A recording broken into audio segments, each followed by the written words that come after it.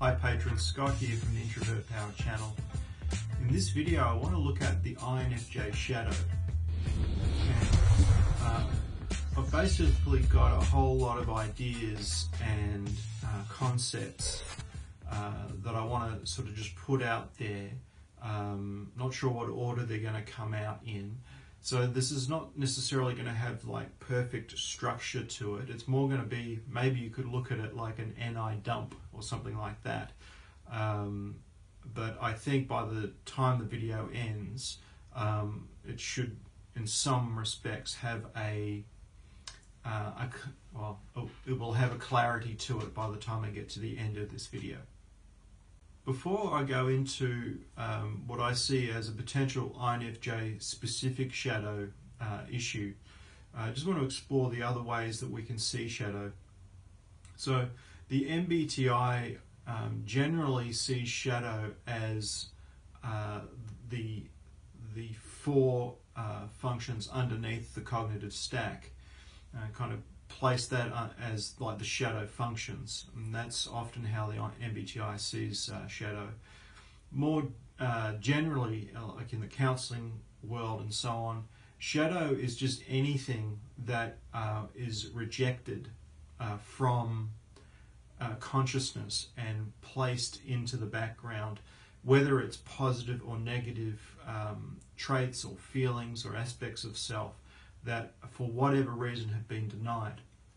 Now I think Jung was more talking about the latter, the more general aspects of shadow, whereas it seems as though the MBTI that's being developed since Jung more looks at shadow as those functions, those four cognitive functions underneath the stack.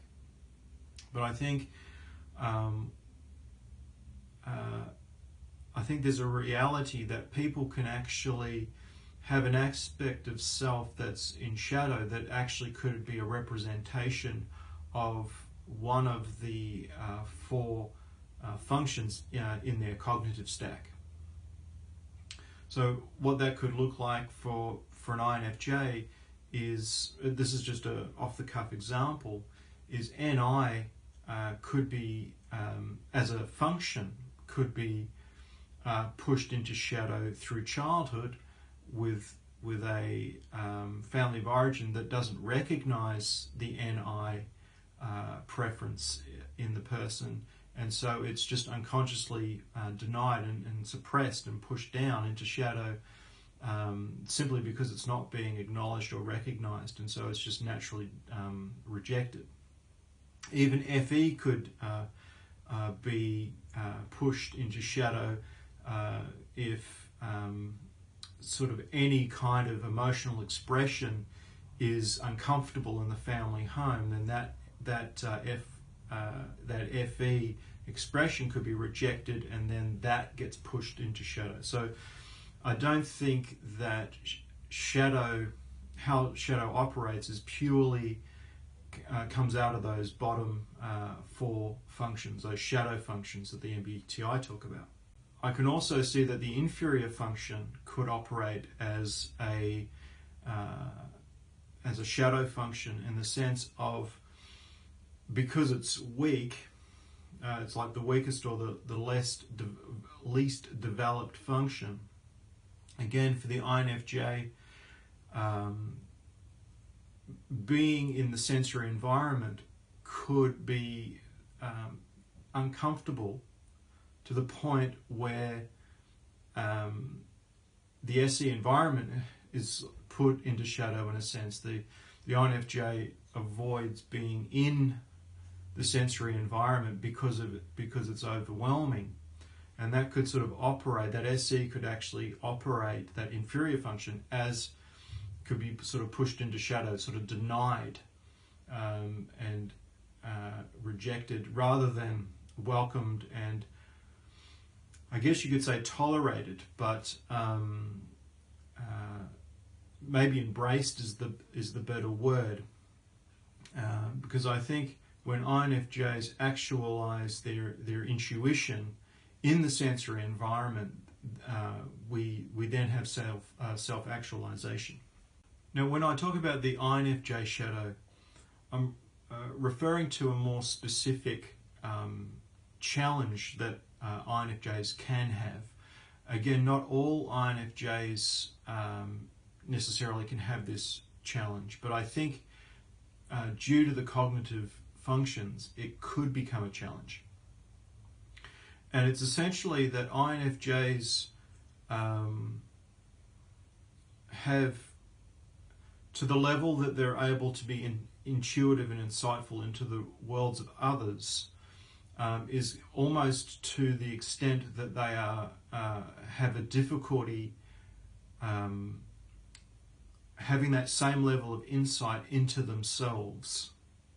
It's not that it can't happen, but it's kind of like, almost, if I sort of picture a funnel from like coming out like this, the INFJ NIFE is like a funnel outward. It can kind of pick up a whole lot of things going on in its environment and see patterns and see things going out that way.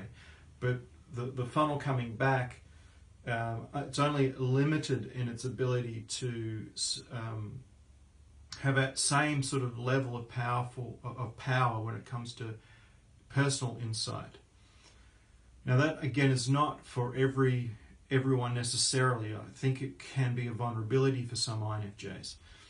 And the sting in the tail, essentially, is that for some INFJs it can be difficult to accept that is a challenge.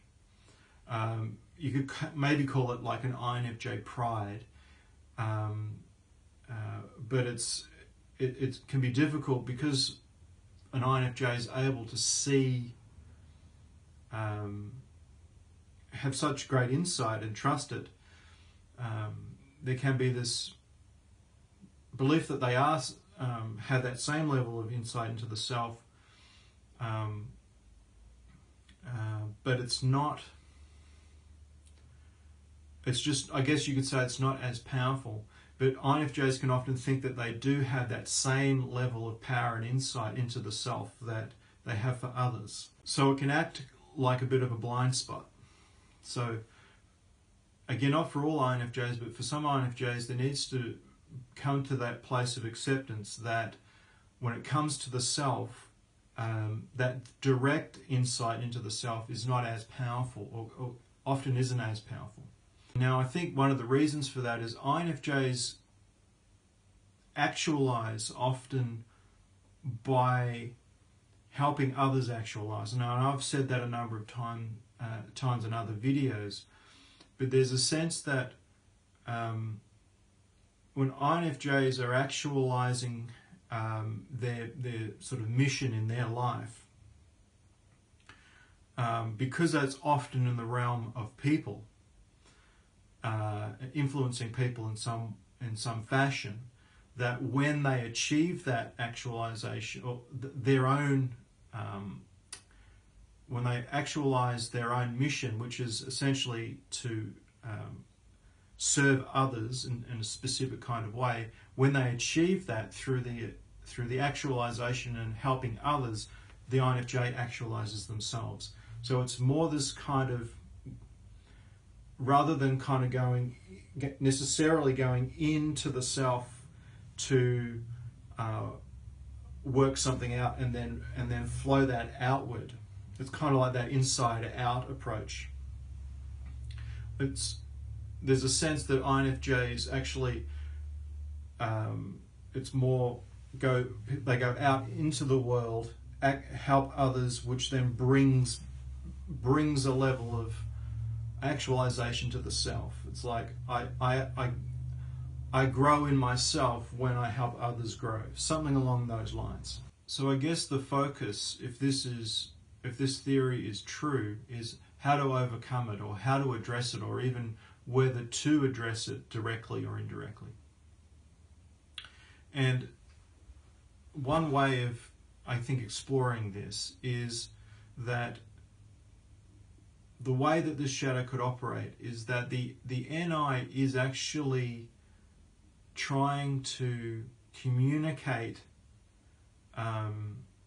information to the INFJ of a more direct, personal, from a more direct and personal perspective, as opposed to this more roundabout way of self-actualization through helping others, that it's like a still small voice, to kind of coin a spiritual phrase, that again, that funnel, it's like that funnel represents like this tiny small voice inside that might be prompting the INFJ to look at something, or might be saying to them, you might want to, it's sort of future focus. It's like, you might want to look at this or look at that, because it's possible that down the track something could go wrong in this way or that way. It's like, it could be just a still small voice within, prompting the INFJ to look at something more directly in their lives or in themselves. And that could, in a way of trying to address the shadow, could be about getting still and going, okay, essentially what is it that I'm ignoring about myself, about my own walk, my own journey? Is there something I'm ignoring more directly inside myself? That can be a way inward to start addressing this shadow. Now, if you can imagine sort of like lines going in, like a light going in through that question, what is it that I could be ignoring, or afraid to look at or acknowledge, or something like that? And that will potentially lead to more traditional shadows, if you like. And what I mean by that, it's like breaking down that more INFJ specific shadow issue down into some compartments, if you like. So an example could be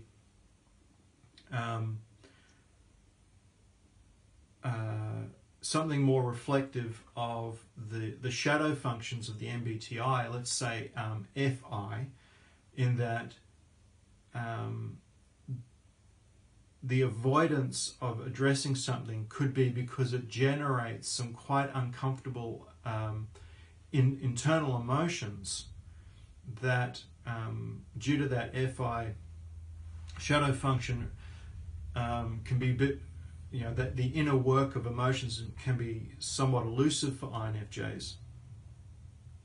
And so if that's kind of pushed, if that's in operation, if you like, then the INFJ can be sort of ignoring some uncomfortable emotions, pushing those emotions into shadow in order to cope. From a general shadow perspective for the INFJ, it could be, it could still be an avoidance of specific emotions. It could be sort of traits, whether positive or negative, that have been pushed into shadow. Again, like I said before, it could be like the NI aspects of NI processes that have been pushed into shadow because they've been rejected or shamed.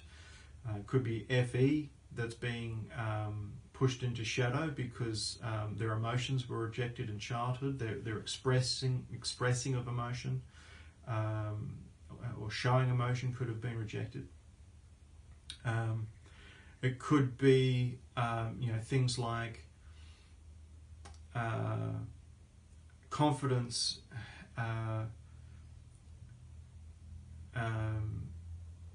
has been misunderstood with arrogance due to having to deal with someone growing up that displayed a lot of arrogance but has been interpreted as confidence, and so confidence has been pushed into shadow because I don't want to appear arrogant. So that sort of debilitates the INFJ from building confidence because they're so afraid of people interpreting it as arrogance and causing pain. And so the INFJ starts to sort of limit their ability to grow through fear of appearing arrogant. And what's essentially happening is they're not growing in confidence. So just to kind of tidy up the concept, the INFJ specific shadow is a tendency to not have the same level of insight and awareness of the self that they have with other people. Yet that can be a blind spot for INFJs to see.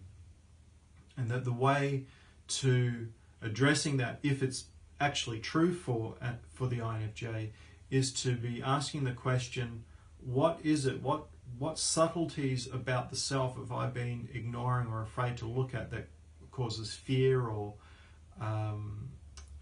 causes me to avoid and things like this.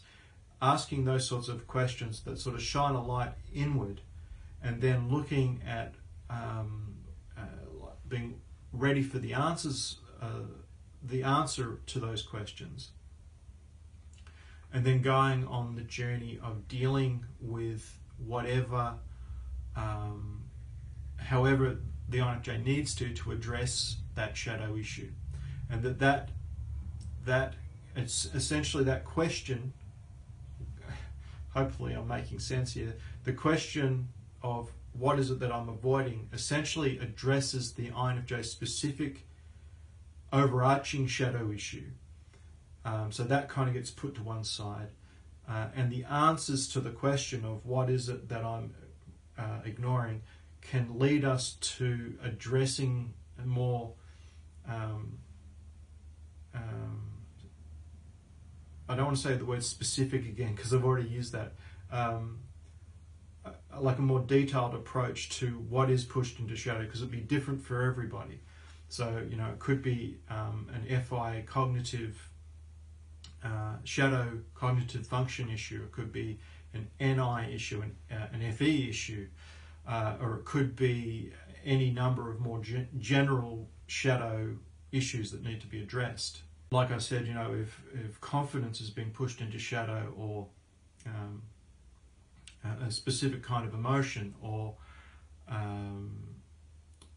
specific traits or beliefs, or these sorts of things are pushed into shadow, then they need to essentially be embraced in order to develop the self more directly. And I think what that can do is then lead to more self-awareness, which will then help the INFJ to better navigate their life going forward. There's lots of ways of addressing lots of modalities and techniques to address shadow. I'll just give one general way of going about it in this video. On my other channel, just the Scott Morgan channel, I'll be talking about the more general shadow work in that video. So I'll leave a link in the description if you want to check out that video. Also on that channel is another video that looks at shadow, but more from, I guess, from a Christian perspective, looking at old nature versus new nature. And if you're okay with that sort of language, then that video, which I called "How to Embrace the Old Nature," which you could essentially say how to embrace the shadow. I'll leave a link in the description for that video as well. So I've already partly addressed how to approach this issue. Essentially is by asking the question, waiting for an answer. You know, it's like that openness to say, you know, what is it that I'm afraid of? What is it that I'm ignoring or avoiding within the self that could be connected to future, that NI is trying to let me know about. And